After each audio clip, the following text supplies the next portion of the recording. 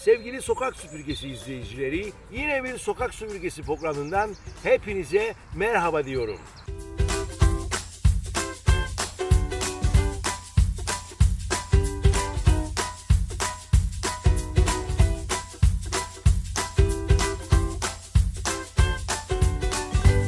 Sevgili Sokak Süpürgesi izleyicilerimiz, bu haftada İngiltere Türk Kadınlar Yardım Derneği'ni ziyaret ettik. Sorularımızı oradaki kadınlarımıza yönelttik. Bakalım kadınlarımız ne cevap verdi?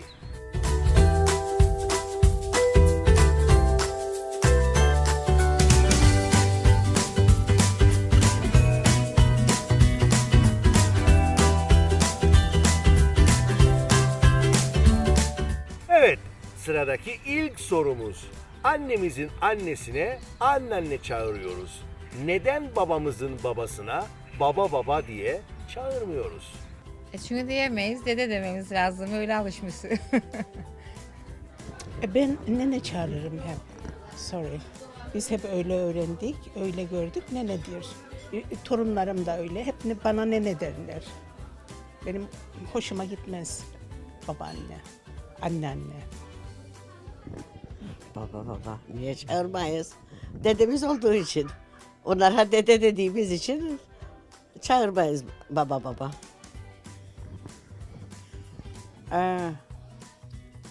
Çünkü bir büyük baba bazen söylenir.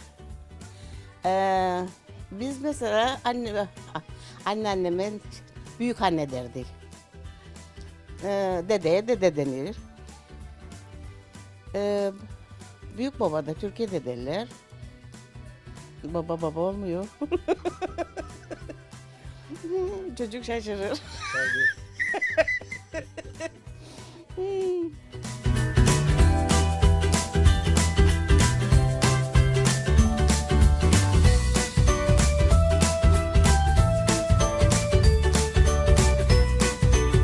Sıradaki sorumuz. Bir yıl 365 gün 6 saat sürüyorsa neden yılbaşı gecelerini gece saat 12'de kutluyoruz? Herhalde son olduğu için, gecenin son gecesi olduğu için son saati o saat kutlamamız lazım. Yeni güne girmemiz için. Çünkü gün o gün 12'den sonra başlar, değil mi?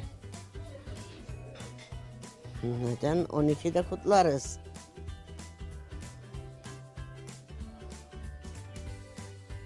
İşte gecenin yarısı olduğu için herhalde ertesi saat şeye düşer, yeni seneye gelir.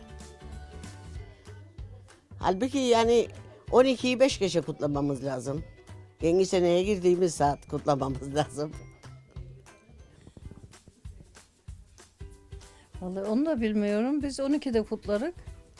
Herkes 12'de kutlar. Her memlekette. Çünkü 12'de gün bitiyor ya. Gün bitiyor. Gün bittiği için. Neden? Bilmiyorum, hiç düşünmedim. İşte yılın başlangıcı olduğu için kutlarız, değil mi? Mutluluk olmak için işte bir şeydir, nasıl diyeyim, bir gümbüş, bir muhabbet, öyle görüyorum. Gündüz olacak değil mi? Yani gece olmayacak.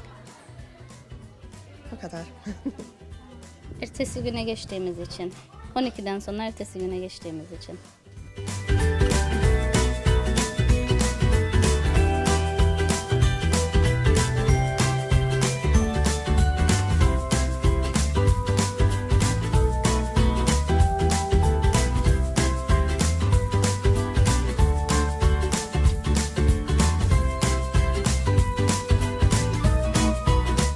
Evet, sıradaki sorumuz nasıl araba kullanılır?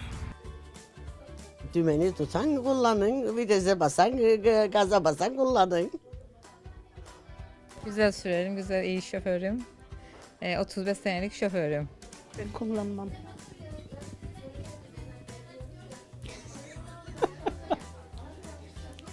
Direksiyonu tutarak.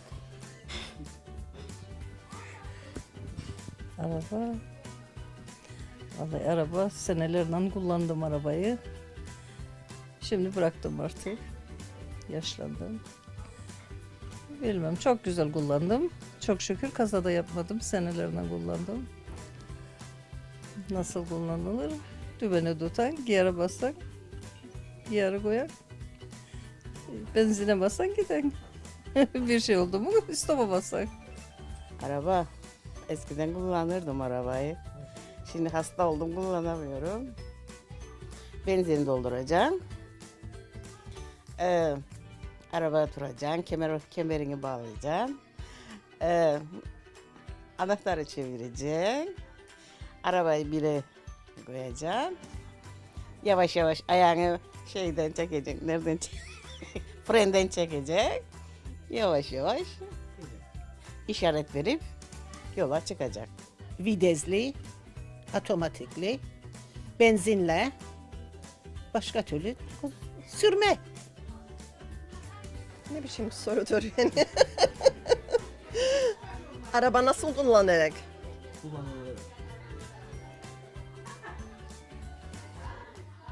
I can't answer this question in Turkish. You're asking me how you use a car. Well, I'll tell you in English. Obviously, you follow the highway code, you pass your test. You should know how to drive the car. You follow the rules of the road.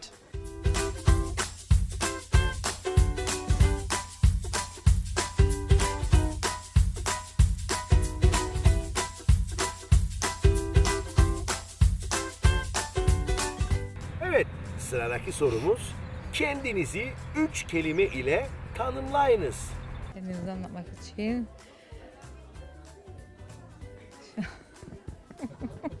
Zor soru bu. Kendimi bildim bileli Türk olduğumu biliyorum. Bu memlekette yaşıyorum, artık İngiltereliyim diyeyim. Ve mutlu bir ailem vardı. Dürüst, fedakar, sevecen. Mutlu, insansever, kendisiyle barışık bir insan. Kendimi. Ben Kıbrıs'tan geldim. Birinci. İsmim Sabiha. Evliyim. O kadar. Bu biraz zor. Kendimi 3 kelimeyle. İyi bir insanım. Yardımseverim. İnsanları da çok severim. Neşelendirmeyi, yardım etmeyi. Hem ben mutlu olurum, etrafımdakileri de mutlu ederim. Ne söyleyebilirim? Doğduğuma çok mutluyum. Anneme 3 kelime dediniz ya. 3 kelimeyi söyledim. Doğduğuma çok mutluyum. Evet. How should you describe yourself with the 3 words? Positive, independent, ambitious. Positive, independent, ambitious. Yes. Kendimi 3 kelimeyle. 3 kelimeyle nasıl anlatabilirim insan kendini?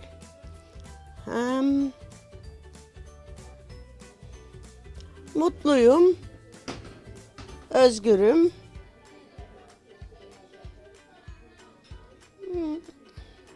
Hayatımdan memnunum. Ama fazla geldi kelimeler ama.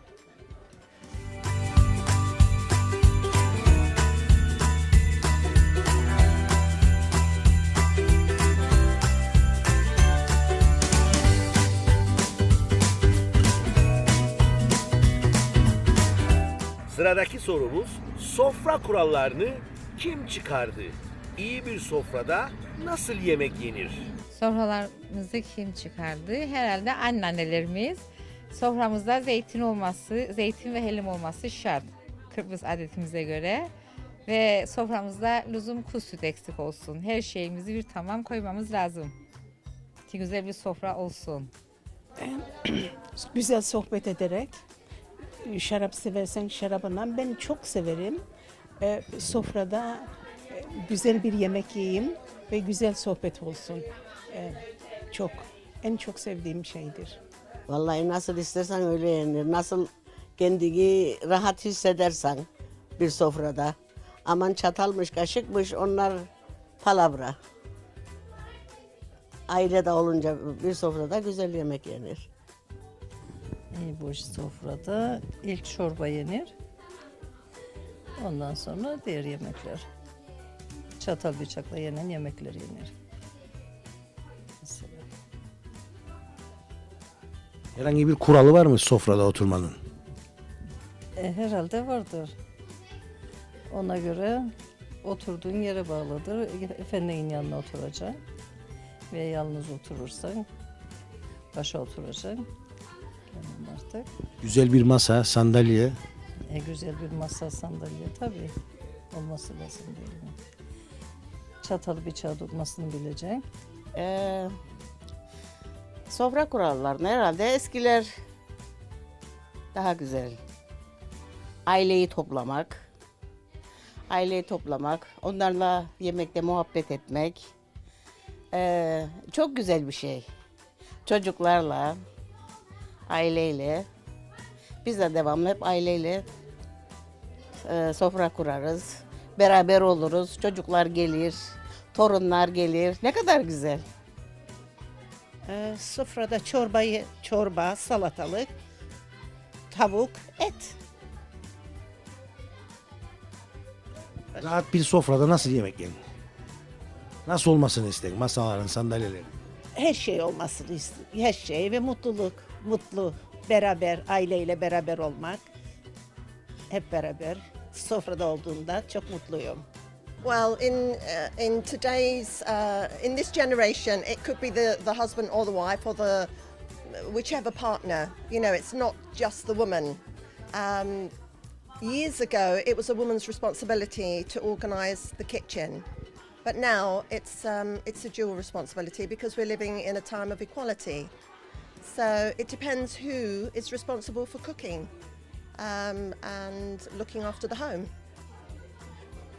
You know, parents, sometimes it could be the mother who is going to work and the father stays at home with the children, or it could be the mother who stays at home. So it's decided between them. İyi bir sofrada adab-ı muaşeret kurallarına uyarak yemek yenilir. Benim en fazla sinir olduğum şey ağzını şapırdatmaktır.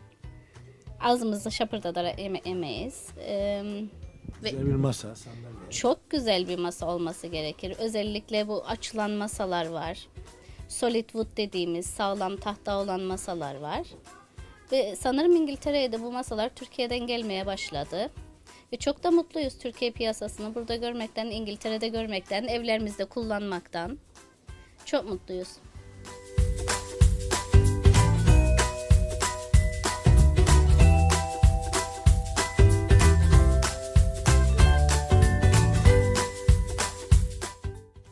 Evet sevgili izleyicilerimiz, iyi bir sofrada nasıl yemek yenir? Sofra kurmak ne demektir? Evet, biz Türkler sofra takımlarımıza, yemek odası takımlarımıza çok düşkünüz. Ve iyi bir sofra takımı, iyi bir yemek takımı nasıl olur diye Doğutaş Eksklusif Müdürü Soner Bey'e soralım dilerseniz. Evet Soner Bey, iyi bir sofra takımı nasıl olur? İzleyicilerimize bu konuda ne biçim bir bilgiler vereceksiniz? Şimdi abi dediğiniz gibi sofra biz Türkler için vazgeçilmez, en önemli şey. Özellikle yemek odaları.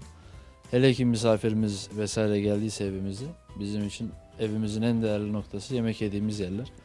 Bu açıdan da biz buraya Türkiye'nin en şık mobilyalarını, yemek odalarını getirmeye çalıştık. Gördüğünüz gibi şu an önünde oturduğumuz masa tamamen el yapımı bir masa.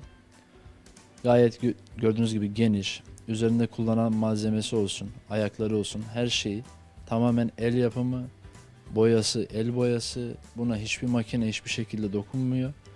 Yani gayet özel, dediğimiz gibi Doğutaş Eksklusif'in adında olduğu gibi gerçekten de bir eksklusif bir model.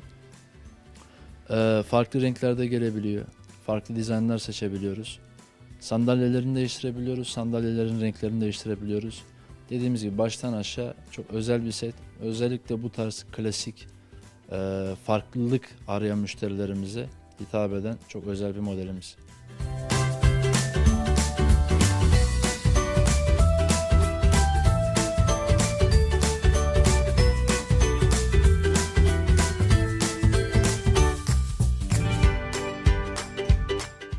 Sırada çok ilginç bir sorumuz var. Çocukken yapmış olduğunuz ufak saçmalıklar nelerdi? Lingir oynamak. Mahallede oğlanlarla lingir oynamak. Hem pileri, lingiri ve pileri oyunu. Herhalde en saçmalık yaptığım oydu. Şimdiki düşündüğüm zamana göre. Yok. Ağaca taş attım, başıma düştü. Ufak saçmalıklar. 70 sene evvel kalırsa hatırımda ufak saçmalıklar.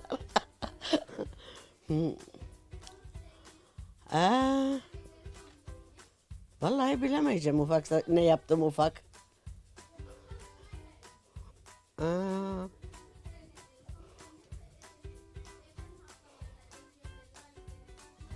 Herhalde okulda arkadaşlarla kavga etme, saç başa gelme. Balkondan düştüm. Bir de ağaçtan düşmüşüm. Ağaca çıktım, kuş gibi sallanırdım, düştüm. Komşumuz eğer şimdi beni izliyorsa çok iyi hatırlayacaktır. Komşumuzun traktörünü çaldık oğluyla birlikte ve onu sürmüştük. Daha 11 yaşındaydık. En saçma şey buydu, 11 yaşında araç kullanmaya çalışmak. Ki kimsenin yapmaması gerekir. When you're a kid, in your childhood, are you remembering the nonsense things which you done it? The nonsense, the naughty things. Well, some, yes. I mean, obviously, my parents will remind me, especially now I'm a mother, and if I talk, if I talk to my children and explain to them, or my grandchildren, then my mum will say, "Do you remember what you did when you were little?" But I can remember some, yes. But I was a good child. I mean, I wasn't really a naughty child.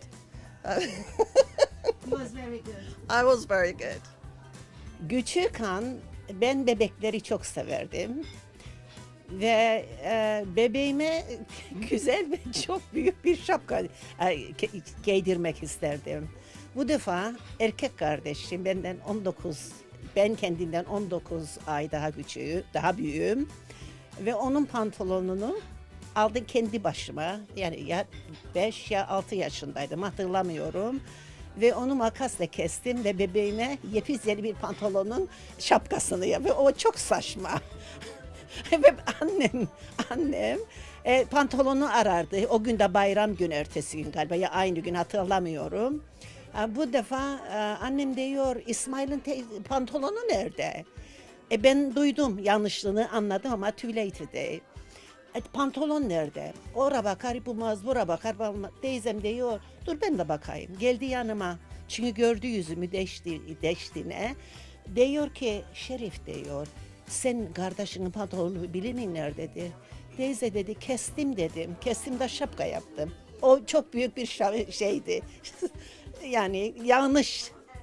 İşte onu da hatırlarım. Çocukken oruçluydum. Kimse görmez diye leblebi yedim.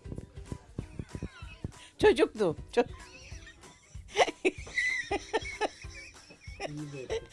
Kimse görmez diye leblebi yedim.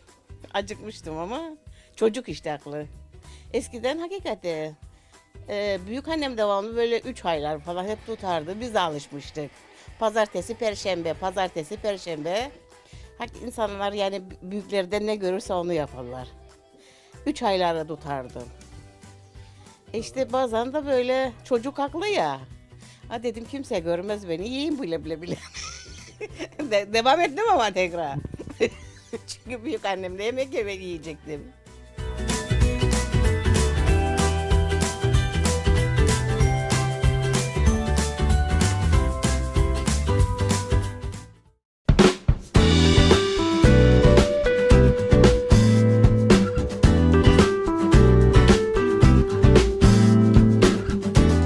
Pencerenizin güneşi, evinizin güzelliği, perde ve tüllerinizi en iyi kalitede ve hizmette bulabileceğiniz Deluxe Fabrics Perde yakında 57 Green Lines N13 4TD adresinde hizmetinizde. Telefon 203 490 0863.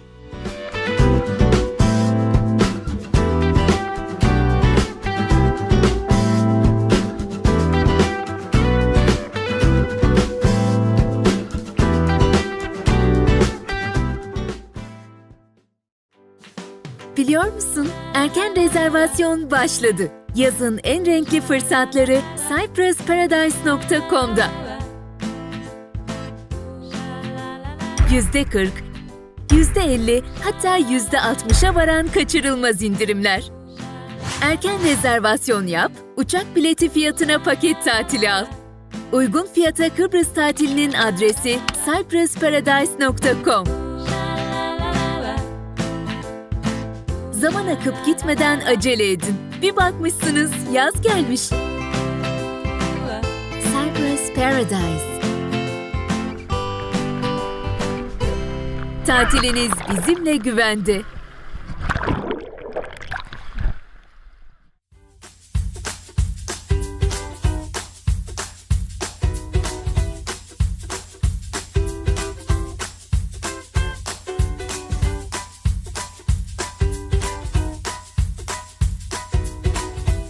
Evet sevgili izleyicilerimiz, programımız tam gaz devam ederken sizlere sormak istediğimiz sorumuz ise evinizde en çok sevdiğiniz yer neresidir?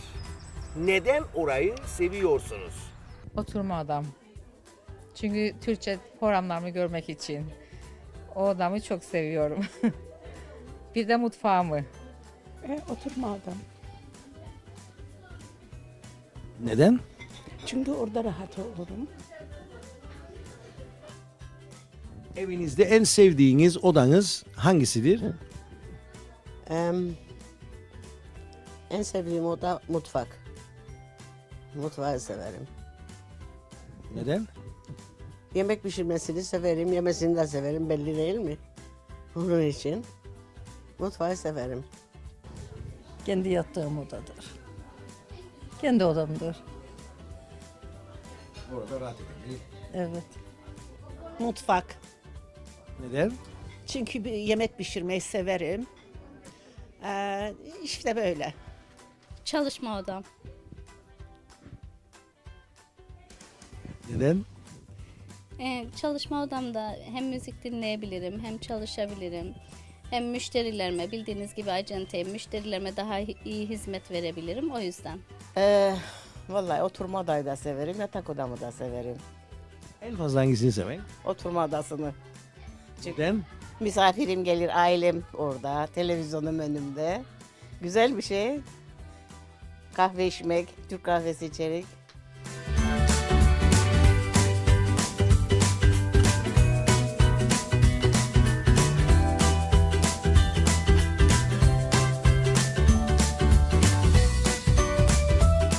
Evet sevgili izleyicilerimiz, sizlere sorduk. Evinizde en sevdiğiniz köşeniz neresidir? Ve sevdiğiniz köşeyi yaratmak için, evinizdeki en sevdiğiniz köşeyi yaratmak için şimdi de bu soruyu Doğutaş Eskisüv'ün mağaza müdürü Soner Bey'e soruyoruz. Evet Soner Bey, evinizde en sevdiğiniz köşeyi yaratmak için nelere dikkat etmeniz lazımdır? Alp Bey, tabii ki evimizin en önemli noktalarından bir tanesi her gün sürekli kullandığımız oturma odası. Uyku haricinde günümüzün geçirdiği, özellikle evde olan bayanlarımızın bütün gününü geçirdiği yer burası. Tabii ki insan burada şıklık arıyor, bir değişiklik arıyor. Üzerinde oturduğumuz koltuk, dediğim gibi en kaliteli kumaşa sahip, en kaliteli mindere sahip, tamamen el yapımı bir koltuk. Bunda da yaklaşık 40'tan fazla değişik renk seçeneğimiz, dizayn seçeneğimiz var. Ayaklarının çevresi, frame'inin renklerini değiştirebiliyoruz, dizaynını değiştirebiliyoruz. Onun haricinde de tabii ki ayakları vesaire yerden yüksek, temizlemesi kolaydır. Bu tarz avantajları da var. Ama her şeyden önemlisi, özel bir koltuk arayanlar için doğru seçim tam üzerinde oturduğumuz koltuktur.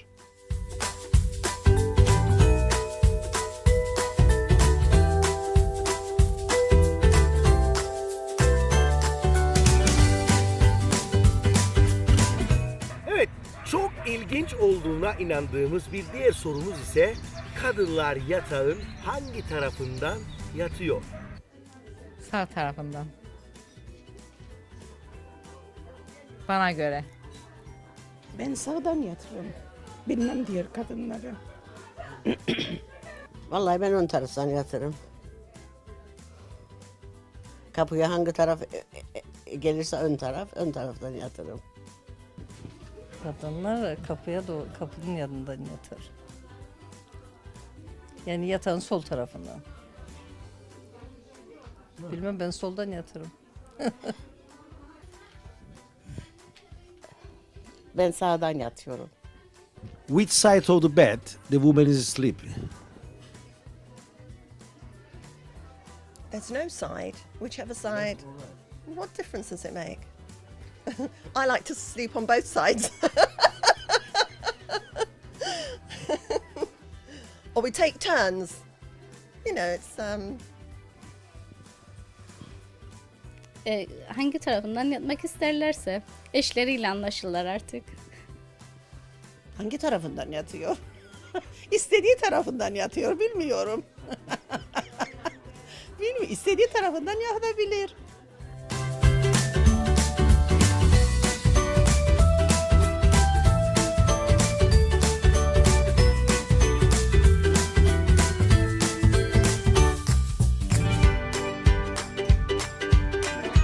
Evet sevgili izleyicilerimiz, kadınlar veyahut erkekler yatağın hangi tarafında yatıyor? Evet, çok iyi bir yatak odası takımı. Evet, kendinizi almak isterseniz, evet Soner Bey, izleyicilerimiz ne yapması gerekiyor? Tabii ki dediğiniz gibi yatak odası evimizin belki de en önemli noktası. Yatak odasında önemli unsurlar nelerdir? Fazla gözümüzü yormaması, kullanışlı olması, şık olması, kaliteli olması ve uzun ömürlü olması. Bunlar yatak odasının en önemli unsurlarındandır. Şimdi bu gördüğümüz yatak odası da özellikle rengi, malzemesi ve kullanışlı olması sebebiyle bizim en favori yatak odalarımızdan bir tanesi. Gördüğünüz gibi dolabımız gayet oldukça hacimli, kayar kapaklı, içinde çekmeceleri olsun, pantolon asma bölgeleri olsun, LED ışıkları olsun, birçok ekstrasıyla kendini tamamlıyor. Yatağımızı gösterdiğimiz gibi altında geniş hacimli bir bazası var. Bu da yazın mesela kışlık elbiselerimizi oraya koymamızı, yorganlarımızı vesaire. Kış olduğunda da yine yazlıklarımızı buraya koymamızı sağlıyor. Bu da çok büyük bir alanı kullanmamıza, fazla yer kaplamamasına sebep oluyor. Yine dediğimiz gibi yatağımız alt bölümü ahşap, iskelesi komple çelikten üretilmiştir. Bu da tabii ki uzun ömürlülük, sağlamlık gibi unsurları burada bulabilmiş oluyoruz bu şekilde. Anlatacaklarım bu kadar. Tabii ki beyaz, high gloss malzeme dediğimiz bu en kaliteli. Onun haricinde en şık malzemelerden bir tanesi bu mobilya sektöründe. Bu yatak odamızda bu malzemeyi kullandık. Şifon yerimiz olsun, komodinlerimiz olsun. Bunların hepsinde yavaş kapanma özelliği var çekmecelerinde, kapılarında. Yani hızlı ittirdiğimizde bile gördüğünüz gibi yavaşça kendinden kapanma özelliği var. Bu da yine tabii ki onun sağlamlığını arttırıyor, zarar görmesini engelliyor. Bu şekilde de daha uzun yıllar bu aldığınız mobilyaları kullanma fırsatına sahip olmuş oluyorsunuz.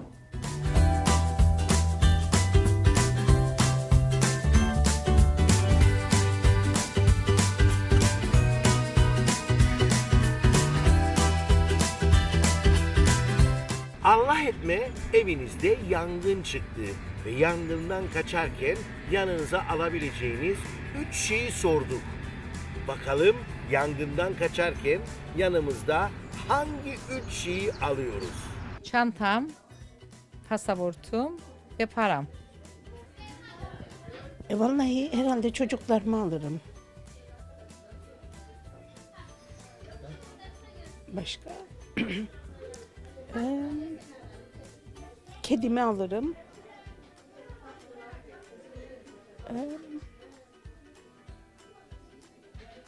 Başka ne alırım?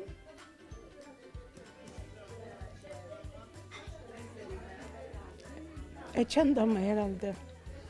Vallahi hangi 3 şeyimi alırım? Tabii çocukların varsa çocuklarını alın ilk ama başka 3 şeyin sana lazım olan pasaportunu, o yakında bir yerdeyse, paran varsa paranı, çantanı kapan, koşturur dışarı. 3 şey ne olur? Ve kolayda ne varsa artık onu alabilin, yetiştirebilirsen.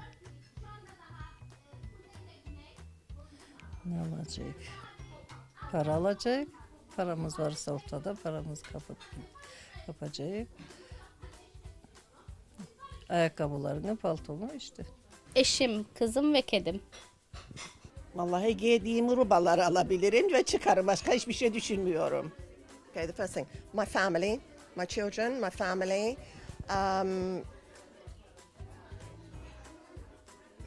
That's it really. I mean, the important thing is my family, to make sure everybody's out the house. Family or animals. Whatever I can see that is important, I'll take with me, but I'm not going to waste time. The important thing is to get out the house safely. Hani yangın çıktı. Vallahi kendimi, çocuklarımı kurtarırım. Parayı görünen bir şey yerdeyse onu da alacağım ama bazen çok saklıyorum ki. Ben hakikaten koyduğum parayı bilmem. Yani oraya buraya böyle şey olarak saklarım. Çünkü birini unutursam ötekini bulurum. Bende de o huy var. Biri alırsa bir tanesini alsın. Öteki başka yerde. Benim bey de bu huyumu sever yani. Çünkü aradığımda bulurum, veririm.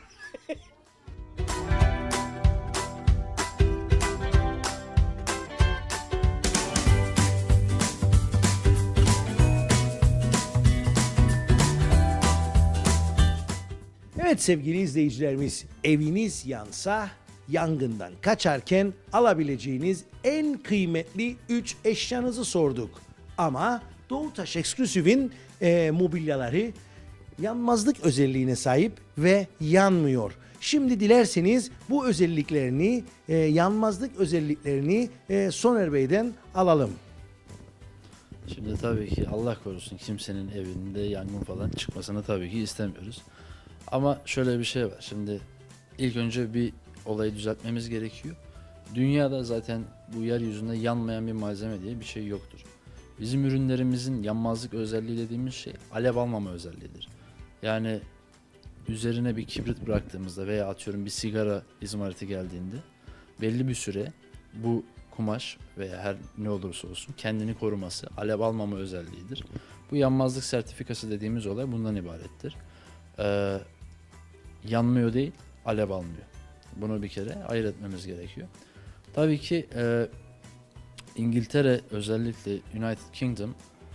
United Kingdom'a ürün getirmekte, özellikle mobilyada bazı sertifikalarla gelinmesi gerekiyor. Bu da en başta yanmazlık sertifikası. Türkiye'den veya herhangi bir ülkeden buraya mobilya getirmeniz için, getirebilmesi için bu sertifikadan mecburen kesinlikle ekstradan alınması gerekiyor. Bu sertifikayı alabilmemiz için de tabii ki mesela koltuktan örnek vereyim. Koltukta ki Türkiye'deki kullanılan kumaş değil, tamamen farklı bir kumaş kullanılıyor. Bu da tabii ki maliyeti artırıyor. Bunun haricinde tabii ki dayanıklılığını, sağlamlığını da arttırmış oluyor. Peki Soner Bey, eğer izleyicilerimiz gidip mobilyalarını Türkiye'den kendileri alırlarsa bu yanmazlık özelliklerine de sahip olacak mı bu ürünler ve garanti kapsamına girebilecek mi bu ürünler? Çok güzel bir soru abi. Teşekkür ederim çünkü bu soruyu müşterilerimiz sık sık bize de soruyor. Şimdi bizim için çok bir şey fark etmiyor ama ben size açık söyleyeyim. Bazı müşterilerimiz bunu oradan Türkiye'den sipariş edip bir şekilde artık getirebilirlerse eğer daha uyguna çıkabileceğini fiyat açısından düşünüyorlar. Ama bu tamamen yanlış bir düşünce. Şöyle oluyor. Şimdi buraya mobilya getirebilmeniz için biraz önce de söylediğim gibi bir kere yanmazlık sertifikası dediğimiz ekstra sertifikayı çıkartmamız gerekiyor. Bu sertifikaya sahip olmadığınız takdirde sınırda İngiltere'ye mobilyalarınız zaten bir kere giremiyor. Hadi diyelim bir şekilde şans kaza, customs işte kontrol edilmedi vesaire bir şekilde şans kaza geçtiğini varsayalım. Türkiye sınırlarını aştığınız anda Türkiye'den aldığınız mobilyada veya herhangi bir eşyada garanti kapsamından direkt çıkmış oluyor. Bunu da bir kenara koyalım. Zaten atıyorum işte yatak odası aldık diyelim. Yatak odası, dolaplar vesaire, komodinler her şey bu normal flat pack şeklinde geliyor. Buraya geliyor, yolda alacağı demeçten bütün sorumluluk sizin. Buraya geliyor, custom'da geçti geçmedi, İngiltere el koydu koymadı, yine bütün sorumluluk sizde. Hadi diyelim şanslı olduğunu varsayalım, custom'dan da geçti, sınırdan her şey tamam, buraya geldin. Bunu kurdurması zaten neredeyse mobilyanın yarı fiyatını alıyorlar. Garantisi yok. Bunu kuran adamın Doğutaş'la veya Türkiye'deki o markayla zaten alakası yok. Yarın öbür gün mobilyanıza bir şey oldu, garanti veya bir parça gerekti, bunu nasıl sağlayacaksınız? Yani bu tarz bütün bunları üst üste koyduğumuzda aslında Türkiye'den bir ürün alıp buraya getirmesi, riskini, ekstra masraflarını hepsini koyduğumuz zaman bizden kıyasladığınızda belki 2 katı daha çok günün sonunda masraf yapmış oluyorsunuz. Çektiğiniz çile de uğraş da bunlar da cabası olarak yanında ekstradan yanınıza kar kalmış oluyor. O yüzden dediğim gibi o taraflara bana sorarsanız hiç girmeyin. Gelin buraya, her şeyi biz size tek tek izah edelim, gösterelim. Ama mobilya getirelim vesaire, bunlar biraz zor, karışık, kafa yoran işler, bayağı da masraflı işler. O yüzden de müşterilerimiz hiç öyle şeylere girmesinler derim ben. Ama denemek isteyen tabii ki deneyebilir.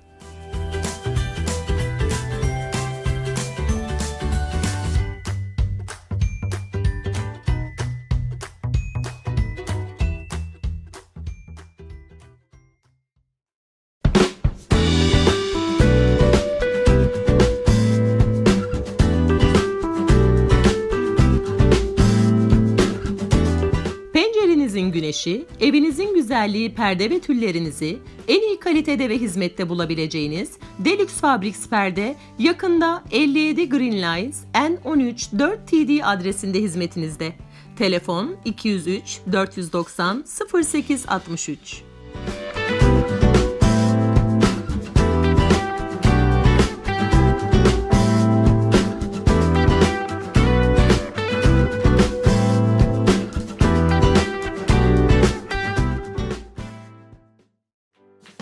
Biliyor musun? Erken rezervasyon başladı. Yazın en renkli fırsatları cyprusparadise.com'da. %40, %50 hatta %60'a varan kaçırılmaz indirimler. Erken rezervasyon yap, uçak bileti fiyatına paket tatili al. Uygun fiyata Kıbrıs tatilinin adresi cyprusparadise.com. Zaman akıp gitmeden acele edin. Bir bakmışsınız yaz gelmiş. Cyprus Paradise. Tatiliniz bizimle güvende.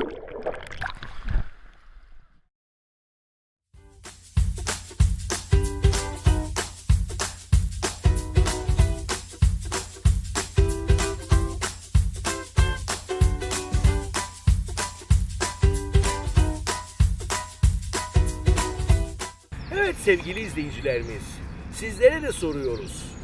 Uykunuzda konuşabilseydiniz neler söylerdiniz? Ne söylerdim? Bilmiyorum. Ne söyleyebilirim? Uykumda mı? Herhalde annem için bir şey söyledim. Annemi sevdiğimi söylerdim. Vallahi hiç bilmem.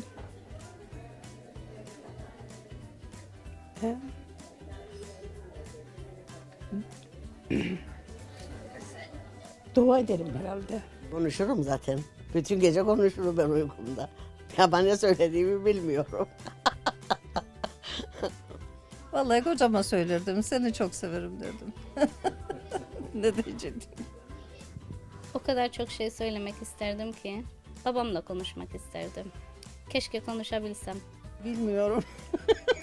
Ona cevap veremem galiba. Ne söyleyebilirdim? Konuşabilirdim o kadar.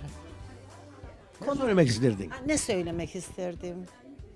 Çok aman hiç düşünemem, bir kelime gelmiyor aklıma. Allah Allah. I don't want to say anything. I don't want to give any secrets away. Nothing. Uykumda horularım. Çünkü Konuşabilsen ne söyleyeceksin? aklım da var. Konuşabilsem onu artık Ne söyle? ne söylerim? Allah Allah. Allah'ım yardım et. Allah'ım yardım et. Değil mi? Başka ne diyebilirim?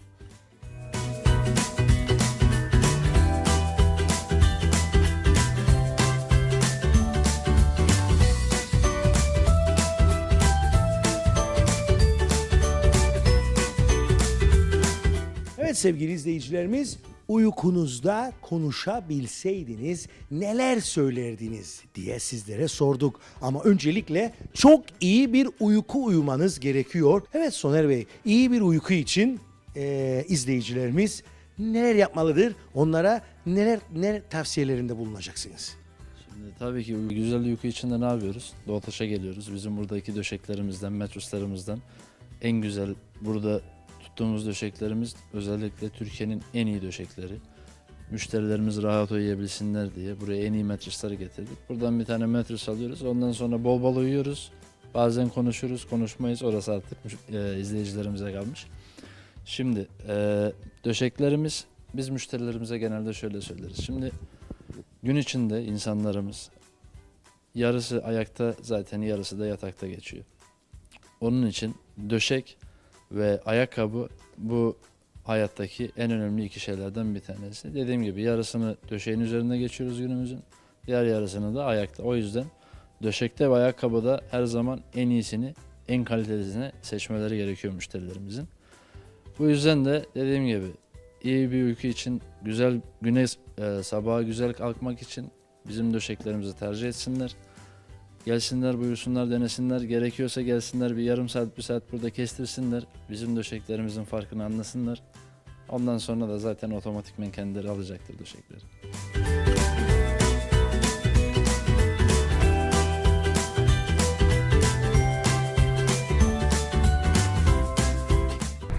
Akakçe kara gün içindir. Ne demektir?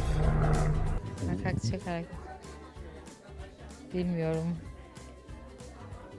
Bu soruyu bilemeyeceğim. Karagün olduğu için mi acaba? Akakçe.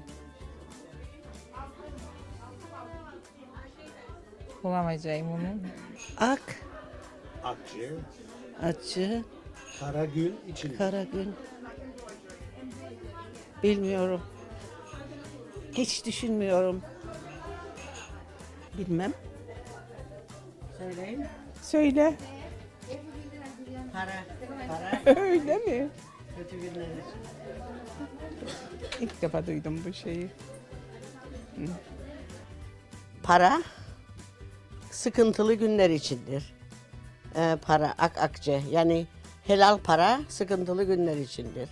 Biriktirdiğimiz para ansızın hasta bir şey olursak o günün içindir. Bulunur bize.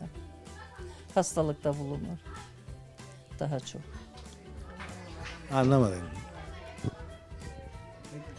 Tecrübeli mi sen? O zaman cevabı veremem. Sorry. Bilmediğim soruyu cevap veremem değil mi? Akakçe kara gün içindir. Çalışarak kazandığımız paralarımızı bir yerde biriktirmek durumundayız. Kötü günlerimiz için, dar günlerimiz için o demektir. Yani çalışalım, kazanalım, paramızı biriktirelim. Zamanı geldiği zaman, emekli olduğumuz zaman veya sıkıntıya düştüğümüz zaman o biriktirdiğimiz paralarımızı kullanalım. Para. İşte dedim ya bak. Parayı ben böyle saçma saçma yerlere koyarım ki. Zamanı geldi mi onu bulurum. Kocadan her zaman para isteyemezsin. Değil mi? Kocadan her zaman para. Bak şimdi ben gezilere falan giderim. Şimdi çok paralar mesela. 30 lira, 40 lira falan. Adama dediğim zaman 40 lira ver. Bu defa kızar. Sader geçen gün verdim. Ne yaptın parayı? Ama benim aralarda var ya. Hep öyle yapıyorum zaten. Yekün dediğin zaman çok kızıyorlar. Onun için kadın haklı. Çok teşekkür ederim. Sağ olasın.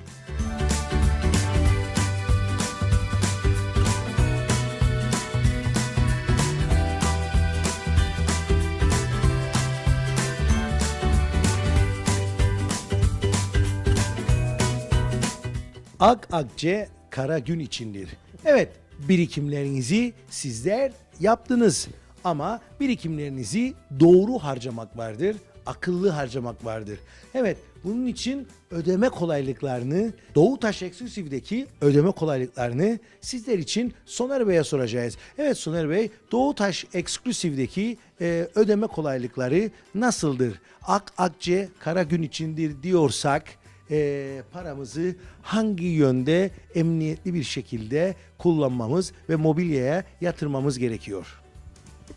Şimdi akçe kara gün içindir bizim Türkiye'de en meşhur sözlerimizden bir tanesi. Evet, birikim, birikim, birikim kötü günlerimizde bize yardımcı olacaktır. Fakat şöyle bir şey söyleyeyim, müşteri para biriktirmek bugünlerde zaten gayet zor bir olay biliyorsunuz. Para kazanmak zor, harcaması kolay, biriktirmesi daha da zor. Şimdi bizim müşterilerimiz bizden bir ürün alması için o kara gün için biriktirdiği paraları gelip mobilya harcamalarına hiç gerek yok bir kere. Buraya gelip istediği ürünü seçip hiçbir birikime sahip olmasa bile çok cüzi bir önden bir depozito bırakıp gerisini aydan aya sıfır faizle yavaş yavaş her türlü ödeyebilir. Yani o yüzden de dediğimiz gibi kara gün için biriktirdiği paralar gene kara gün için orada hazırda dursun. Mobilya almak için hiç kara gün parasına gerek yok. Yavaş yavaş aydan aya ufak ufak ödeyebilirler. İstediği mobilyaya da çok kolay şekilde sahip olabilirler. Evet Soner Bey, bu güzel açıklamalarınız için sizlere çok teşekkür ederiz. Bir başka programımızda tekrar sizlerle birlikte olmak ümidiyle sizlere hoşça kalın diyoruz. Ben geldiğiniz için çok teşekkür ederim tekrar size Alp Bey. Ben de buradan seyircilerimize çok teşekkür ediyorum sizin aracılığınızla. Mağazamıza Brand Cross'a bekliyoruz. Bildiğiniz gibi başka yerlerde de mağazalarımız var. Edmonton'da, Haringey'de, Tottenham'da. Neresi uygunsa gelsinler, buyursunlar. Burada bir çayımızı, kahvemizi içsinler, ürünlerimize baksınlar, kaliteyi görsünler. Diyeceklerim bu kadar. Herkesi mağazamıza bekliyoruz. Buradan da herkesin kandilini kutluyoruz bu vasıtayla. Selamlar, saygılar diliyoruz.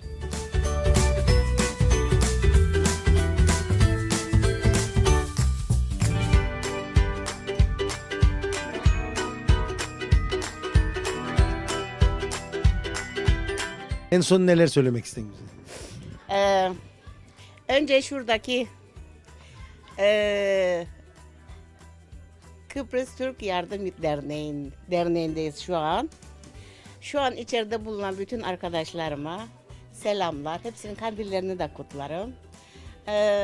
Ayrıca burada eşime, dostuma, çocuklarımı çok seviyorum. Hepsine çok selam. Ayrıca Kıbrıs'ta bulunan Yorgancı ailesi, Mehmet Yorgancı ailesi, Sevcan, Halil. Biz 11 kardeşik. Halil Polat, Halil Tansonal var abim Avustralya'da. Ahmet Polat, Kıbrıs'ta Salih Polat. Vallahi çok unutuyorum da yeğenlerimize, herkese çok çok selam buradan. Beni görsünler, dinlesinler. Hepsini çok seviyorum. Ailemi çok seviyorum. Şarkılar söyleyeceksin dedin. Tamam söyleyeyim. Söyle bakalım. Bu şarkı da hepsine gitsin. Sıra sıra siniler, hasta olan iniler, aldı gitti yarimi denizdeki gemiler. Aldı gitti yarimi denizdeki gemiler. Sana hiç kıyamam, yar seni seviyorum candan. Bakışların çok yaman, benim sarı kanaryam. Bakışların çok yaman, benim sarı kanaryam. Karanfilim budama, sefa geldin odama. Hakikatli yari sen, dünür gönder babama. Hakikatli yari sen, dünür gönder babama. Sana hiç kıyamam, yar seni seviyorum candan. Bakışların çok yaman, benim sarı kanaryam. Bakışların çok yaman, benim de sarı kanaryam. Ben Sevgül Polat, Kozan, Londra'dan. Herkese çok çok selam. Sizler de çok teşekkür ederim. Bana bu güzel şeyi verdiğiniz için. Sağ olasın. Çok sağ ol. Çok sağ olun. Hepinize iyi günler.